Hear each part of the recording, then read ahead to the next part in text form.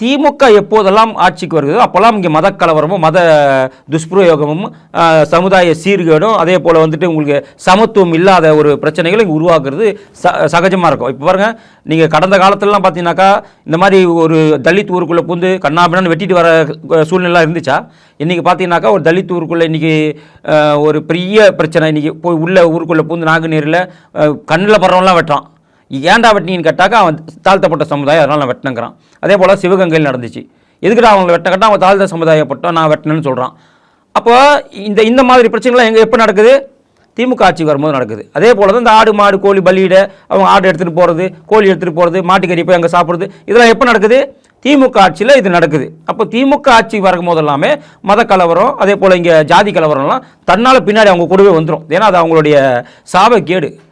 அவங்க அது கலைஞராக இருந்தாலும் சரி, ஸ்டாலினாக இருந்தாலும் சரி, இதுக்கப்புறம் உதயநிதி வந்தால் கூட சரி, இதெல்லாம் அவங்க வந்தால் கண்டிப்பாக தொடரும்.